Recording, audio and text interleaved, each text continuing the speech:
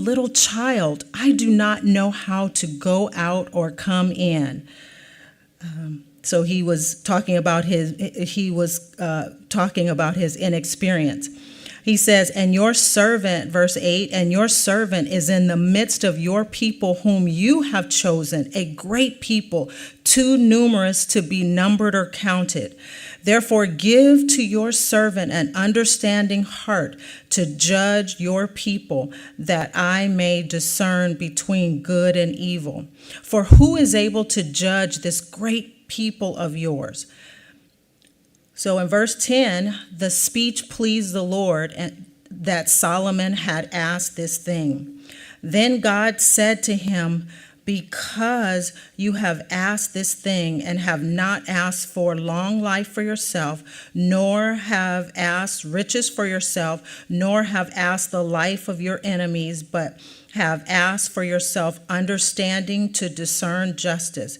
Behold, I have done according to your words. See, I have given you a wise and understanding heart, so that there has not been anyone like you before you, nor shall any like you arise after you.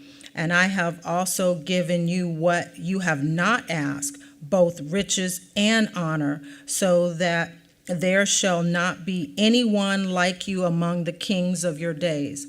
So if you walk in my ways to keep my statutes and my commandments, as your father David walked, I will lengthen your days. Then verse 15, then Solomon awoke, and indeed it had been a dream, and he had come to Jerusalem and stood before the ark of the covenant of the Lord, offered up burnt offerings, offered peace offerings, and made a feast for his servants. So so it pleased God that Solomon requested wisdom as opposed to riches or honor or the death of his enemies. He asked for wisdom because he was saying that he is inexperienced. He did not know how to govern these people, and he really wanted God's wisdom. And the Lord was pleased with that. And so also in, I want to also read in the next chapter, which is chapter 4, starting at 29. So 4:29.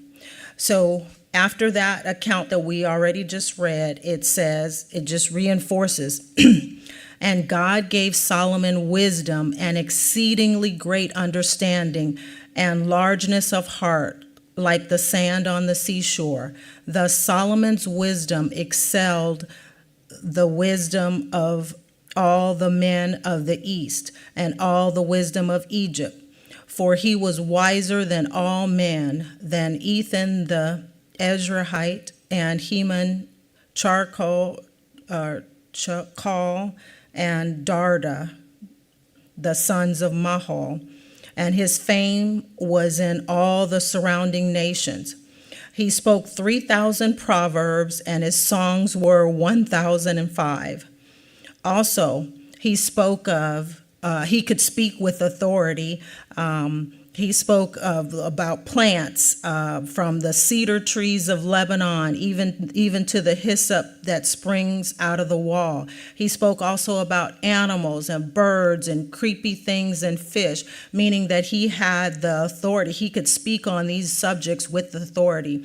And men of all nations from the kings of the earth, meaning that the different kings would send their ambassadors to him to hear his wisdom. So all of they would come to hear his wisdom. And then as you continue on, it'll talk about the Queen of Sheba, that talked about the fact that, she had heard about Solomon, but she didn't know the half of it. They didn't tell her the half of it until she got a chance to go and see it herself.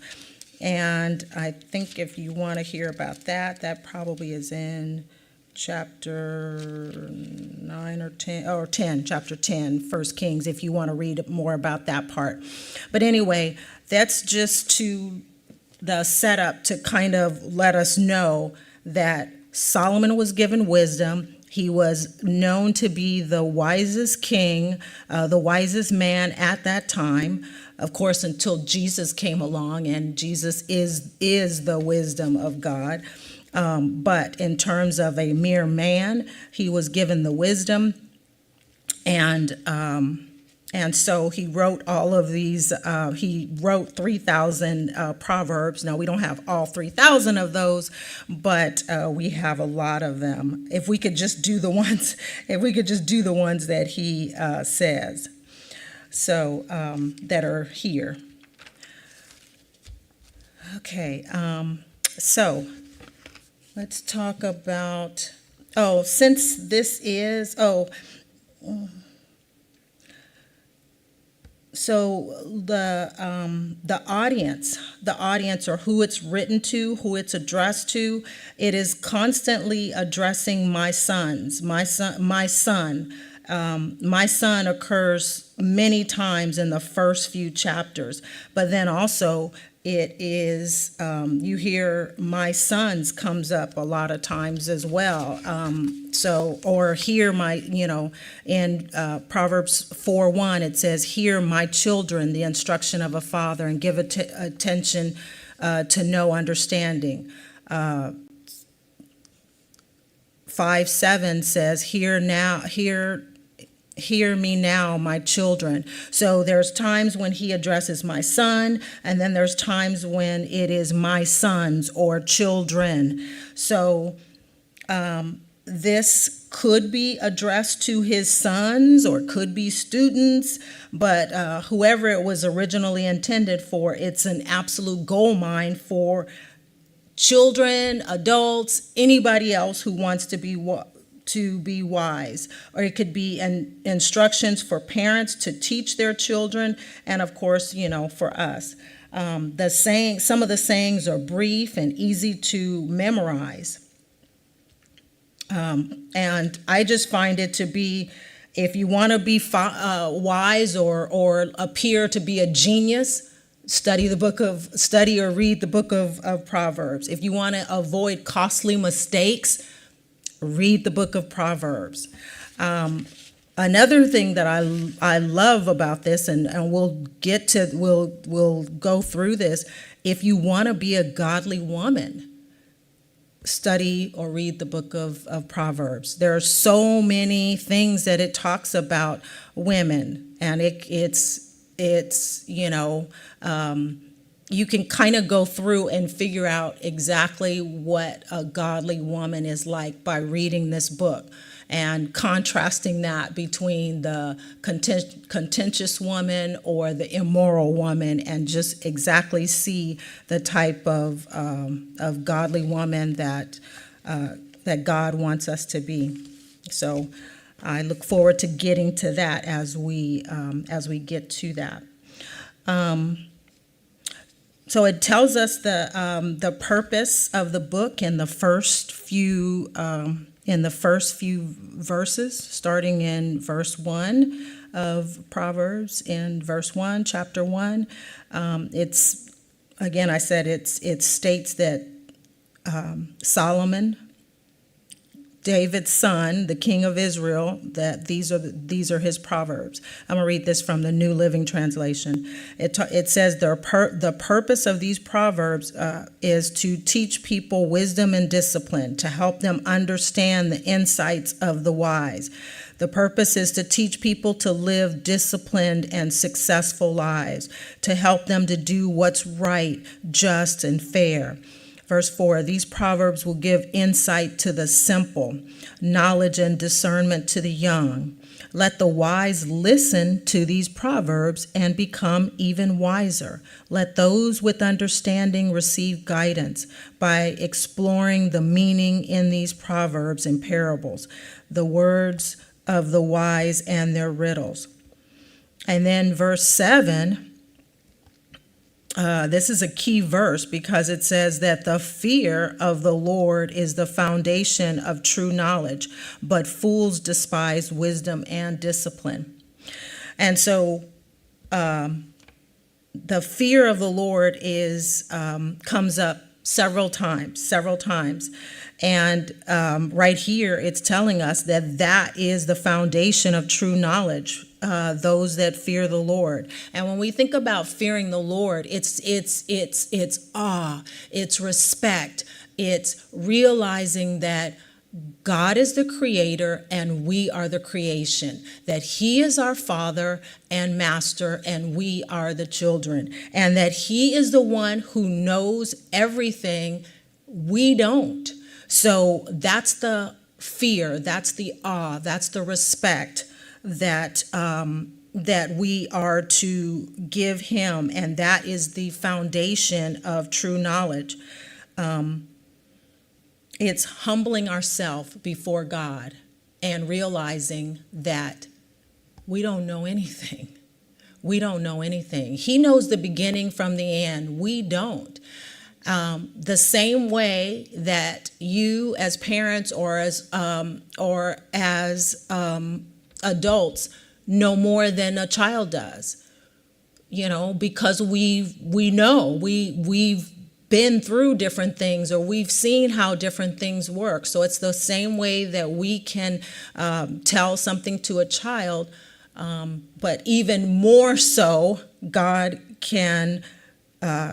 has all knowledge, and he can tell us which way to go, whether to the right or to the left, because he created us and he knows his plan. He knows how things are going to go, how things are going to end. And so if we will just humble ourselves and listen to him, we can live godly lives. We can avoid some of the consequences that go along with not listening to the word. So that is it tells us the purpose of the book right there in the beginning of the book. So another thing I wanted to point out is because this is written in a poetic form, and Hebrew, in Hebrew poetry, a lot of parallelism is used, where it's one line corresponds with another line. And so there's different types of parallelism, different types of parallelism that are used. And so I kind of want to go through that so that we can be familiar with the literary style. So there is synonymous parallelism. And in synonymous parallelism, the second line of the pair repeats the idea of the first line without really making any significant additions or subtractions. So an example of that would be chapter 1, verse 20. It says, wisdom shouts in the streets. She lifts her voice in the square. So both of those lines, she's shouting in the street, she lifts her voice in the square, are saying pretty much the same thing. So that's synonymous, meaning the same thing. It's about the same idea is said in both lines. And then in verse 17, chapter 17, verse 4, it says, an evildoer listens to wicked lips. A liar pays attention to a destructive tongue. Again, both lines are talking about somebody listening to wicked lips, or saying something destructive. They're synonymous, similar. So another type of parallelism is antithetic, and if you think of antithesis, that's the opposite. So in antithetic parallelism, the second line is set in contrast or direct opposite to the idea of the first line. And so it usually will use the conjunction but in between the two lines. So for example, in chapter 10, verse 1, it says, "A wise son makes a father glad, but a foolish son is a grief to his mother." So it's a contrast. A wise son does this, a foolish son is going to have this effect. Chapter 12, verse 5, it says, "The thoughts of the righteous are just, but the counsels of the wicked are deceitful." Again, you can see the antithesis, the opposite of the two verses. So we said synonymous, antithetical, emblematic. Okay, so emblematic. Emblematic parallelism. This generally uses similes or metaphors to compare one thing to another. So one line expresses the resemblance of another thing in a different category. That's a simile. Okay, let me say that again. When one line expresses the resemblance of one thing to another in a different category, that's a simile. And so it usually uses like or as. So one line is compared to the second line, and a metaphor is the comparison of one thing to another without the use of like and as.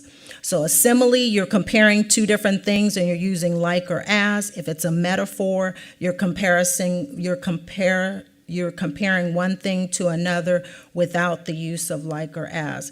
So let me see what example I have for that. So an example of that is chapter 11, verse 22. As a ring of gold in a swine's snout, so is a beautiful woman that lacks discretion. So that would be one that it doesn't use like or as. It's just saying it does say as a ring of gold is in a swine's snout, in a pig's snout, is like a beautiful woman who lacks discretion. So it's not a good thing. The gold ring is not making the pig anything other than a pig. And a beautiful woman who lacks discretion is probably not beautiful. She might be beautiful on the outside, but maybe not so much maybe on the inside.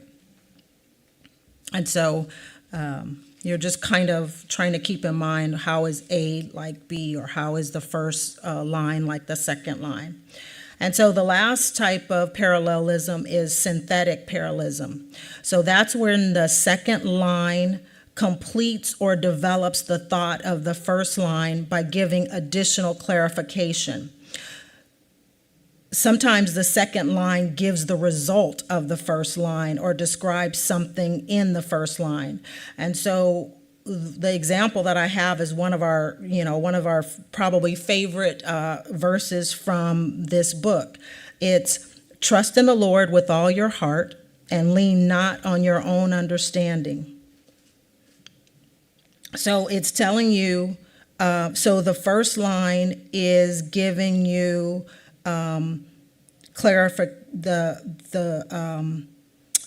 the first line gives you some information, and the second one gives you more clarification.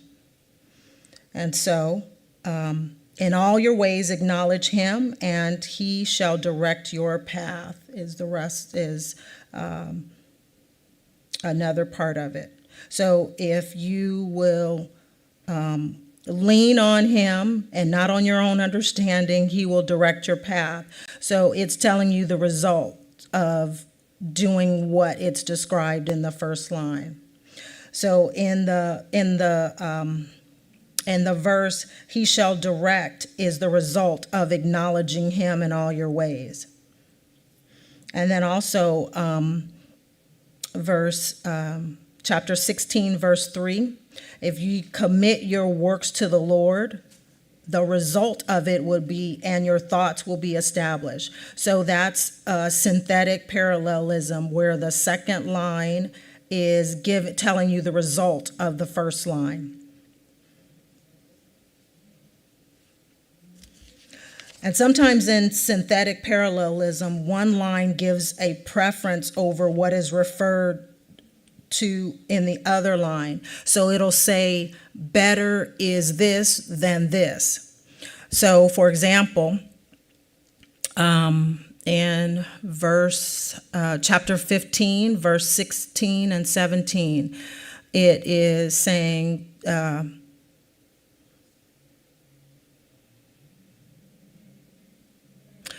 okay, so let's see. Better to have a little with the fear of the Lord than great wealth with turmoil. So it's better. So it's talking about both lines, but telling you it's better in one than the other. So it's another verse is, I think, better is dinner with vegetables with love than a fattened calf with hatred. So basically, it's better to have peace of mind, and the love for your family is worth more than a fancy steak dinner.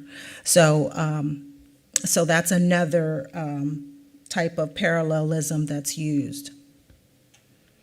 And then another one is how much more worse is another kind of synthetic parallelism. So, yeah. So let's see. Oh, I have an example. Chapter 21, verse 27. The sacrifice of the wicked is an abomination. So abomination means detestable or offensive. So if the sacrifice of a wicked person is an abomination, how much more when he brings it with wicked intentions or evil motives. So basically, God wants in this particular proverb, God wants our heart to match our actions.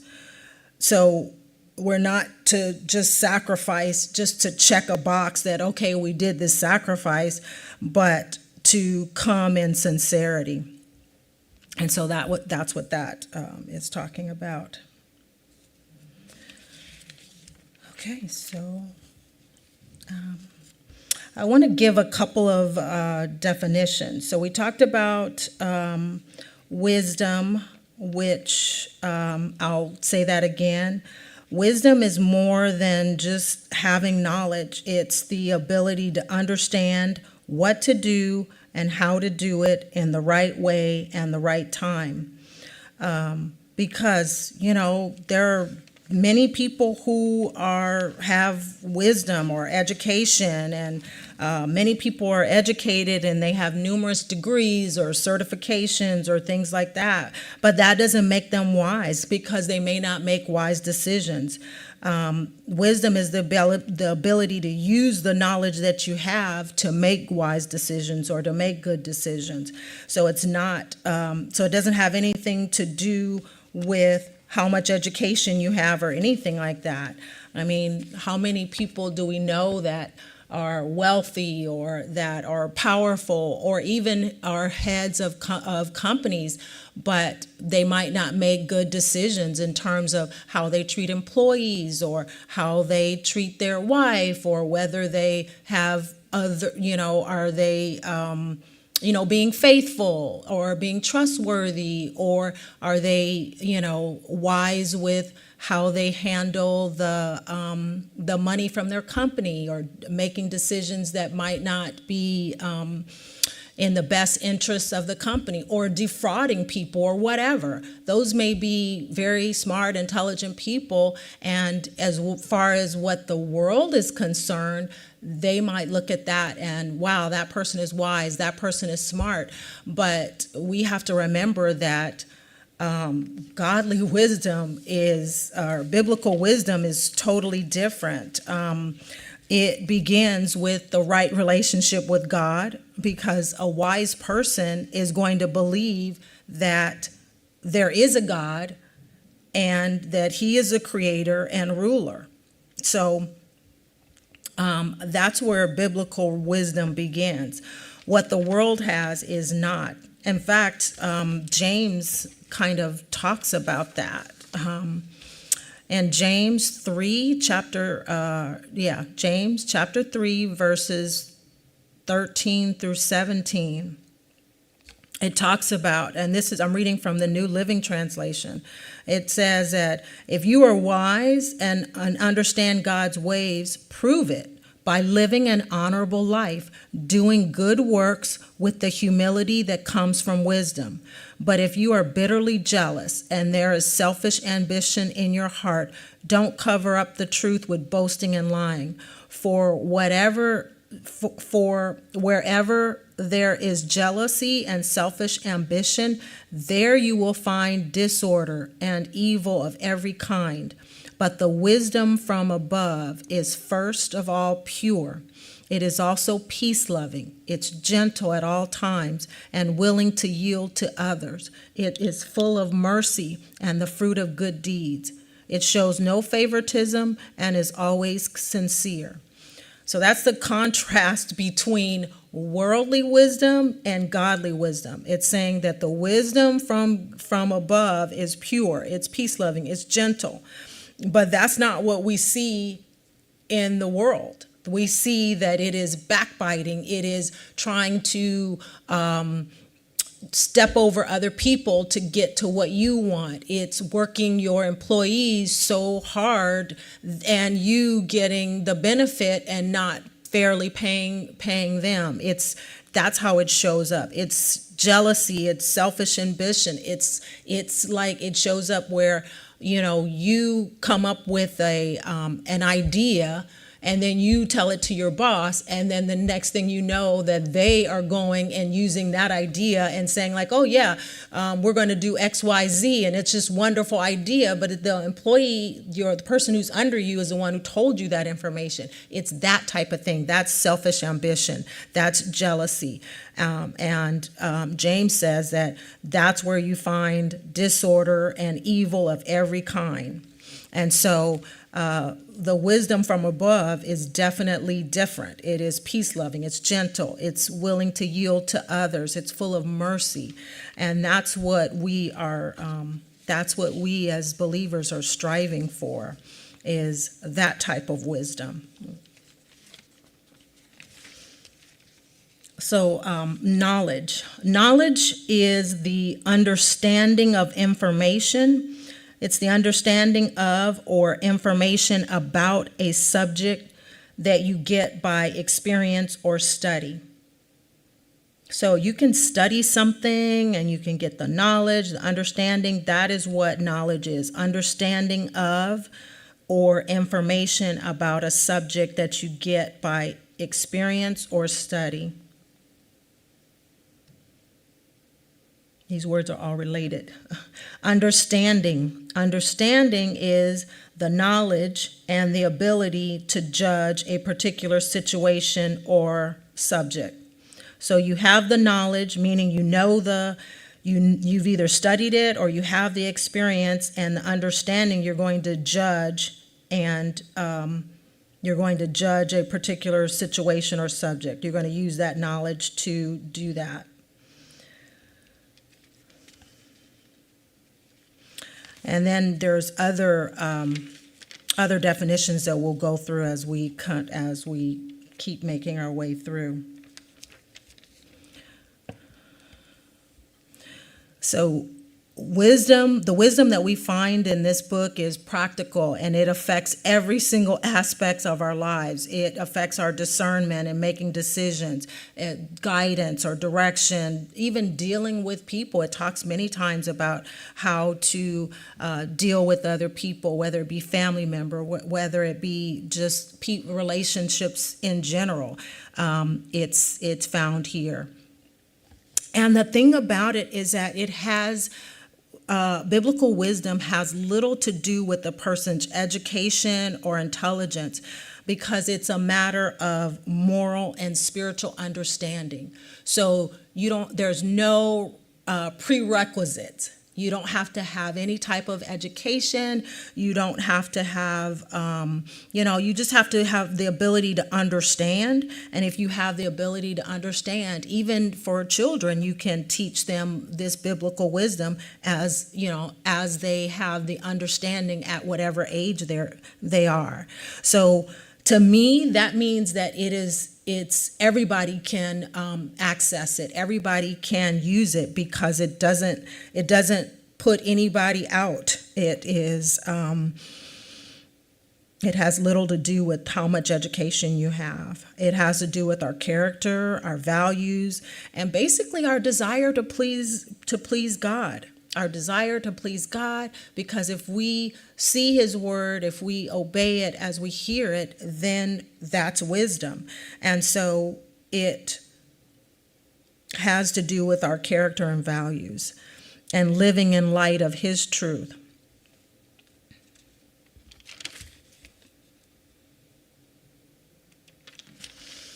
Okay, so let's go through and take a look at I wanted to also talk about, and I'm going to read from chapter 1.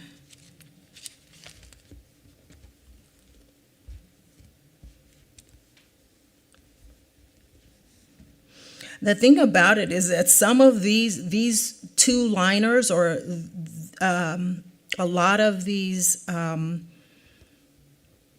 the poetries or the lines of the couplet, they're not related to the next one. So a lot of them, pretty much stand alone.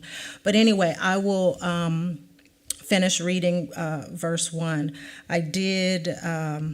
Chapter 1. We read verses 1 through 7. And 7 was, the fear of the Lord is the beginning of knowledge, but fools despise wisdom and instruction. But I will continue reading, and in verse 8, it says, my son, verse 8, chapter 1, my son, hear the instruction of your father, and do not forsake the law of your mother. For they will be a graceful ornament on your head and chains around your neck. Meaning the instruction is going to be an ornament on you and chains around your neck. My son, if sinners entice you, do not consent. If they say, come with us, let us lie in wait to shed blood. Let us lurk secretly for the innocent without cause. Let us swallow them alive like Sheol, and whole like those who go down to the pit. We shall find all kinds of precious possessions. We shall fill our houses with spoil. Cast in your lot among us. Let us all have one purse. So basically, this is a person who's enticing this father to a son, is saying, if sinners try to entice you to do this, don't consent. So basically what they're doing is wanting to lie in wait to shed blood. They're wanting to accost somebody innocent, somebody who's innocent without cause. And they're talking about all the things that they're going to do to this person, and then they're going to share the money or share whatever it is that they get. So this father is saying, don't do this. Don't walk in the way with them, in verse 15. But isn't this what's going on now?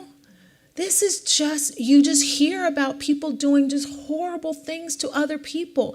And as you read this, you're like, okay, who's going to do this? Who's going to be saying all these things? And you're seeing it play out right now. People are just doing the most wicked things. And this father to the son is saying, don't walk in this path. Don't do this. Keep your foot, verse 15, keep your foot from their path. For their feet run to evil, and they make haste to shed blood. Surely in vain the net is spread in the sight of any bird. So basically this is like a trap, and this verse right here is saying when the bird is seeing it, you can't really capture it if the trap is set in front of the bird. But they lie in wait for their own blood. They lurk secretly for their own lives. So are the ways of everyone who is greedy for gain. It takes away the life of its owners.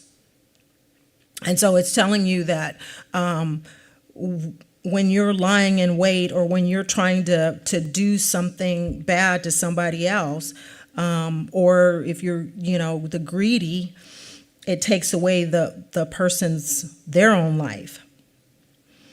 And so I want to go through the call of wisdom. This is, I want to read this part. Let's do, it says, wisdom calls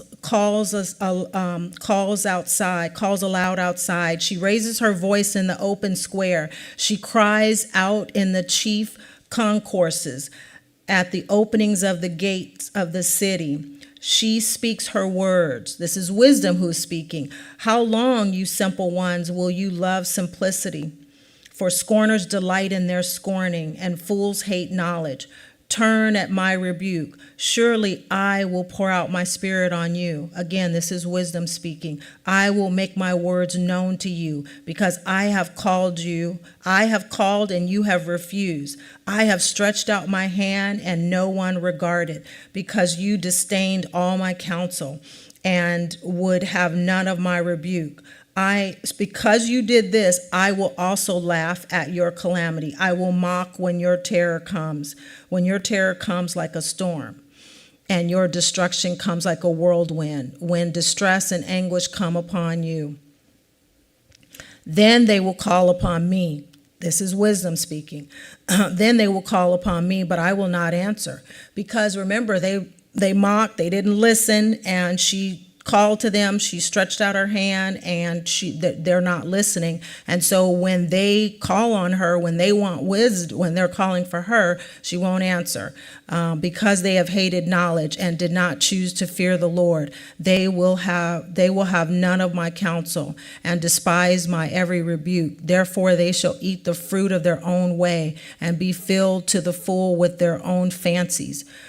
For the turning away of the simple will slay them, and the complacency of fools will destroy them. But whoever listens to me, meaning wisdom, whoever listens to wisdom will dwell safely and will be secure without fear or evil. So this also is a type of poetry, is personification. So it is a common form of a metaphor. So personification is a figure of speech in which an idea or thing is given human attributes and or feelings, or is spoken of as if it were human. In that So it is given human characteristics, but it's a non-human thing. So wisdom is not a person. It's an idea, it's a concept. So the thing about it is that the poetry is using wisdom to speak, and she's calling out to any and everyone. And again, that's what I was talking about before.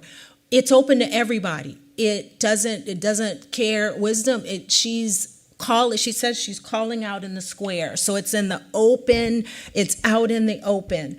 And it says that she cries out. So she's loud. It's in public places.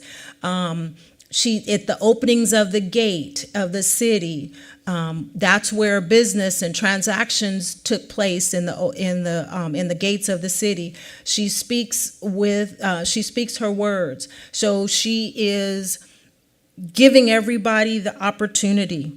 She is, it doesn't matter if a person is rich or poor, whether you're pretty or not pretty, whatever, it doesn't matter. Or it doesn't matter what nationality, what language, whatever. Wisdom is saying that she calls out to anyone who is willing to listen. and she's calling out with a loud voice so that everyone can hear. It's like the gospel message. The gospel message is for everybody. It's for everybody to hear. It's for everybody to believe, and it's so that everybody can be saved. And so wisdom in this particular book is actually personified as actually a woman. She's saying she, and that she does this or she does that. I couldn't find none of the commentators necessarily, or the Bible doesn't really tell us why it is personified as a woman. The thing that it does say is that in Hebrew, much like Spanish, where it has like feminine nouns or feminine, some words are feminine or masculine, but in Hebrew, the word wisdom is feminine, so that could be also. That could be it. But I like the fact that it's a woman, but I guess it's just kind of interesting that it is the way that the poetry is written is that when you think about it, even though it's wisdom is an inanimate object, but it allows you to draw pictures in your mind of wisdom standing in the marketplace, beckoning people to come and to listen and to hear what she has to say. And she's trying to give this knowledge, this wisdom to everybody. It's open to everybody. She's speaking to everybody. And some people are going to listen and some people are not. But in verse 33, she says, whoever listens to me will dwell safely and will be secure without fear of evil. And she tells what's going to happen, when you are wanting this wisdom because you've gotten yourself in all this other trouble and turmoil, you're going to want help, but it's going to be hard because you're already going to have the consequences of whatever it is that you have done, or so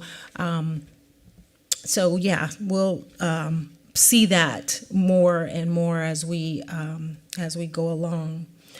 So with that is chapter 1, and that is the beginning of, that's the introduction to Proverbs, and I think it's just going to be hopefully an interesting and fruitful journey going through this book and seeing what God says. I will see how the Lord leads it. It's a long book, but a lot of the concepts are similar. They are repeated over. So we'll see how God leads to put all that together. But at least we know that it is poetic. And that there's a lot of parallelism here, and maybe how to look at the different couplets or the different verses so that we can look at them, and whether it be similar verses or whether it be similar lines or whether it be the opposite or better as this or better than that, but just to help us to understand it better and to realize that different objects are going to be personified given human characteristics, and just so that we can understand that and know how to interpret it. So anyway, let's pray. Lord, we just thank you and praise you for your word. We thank you for the richness that is found in this book.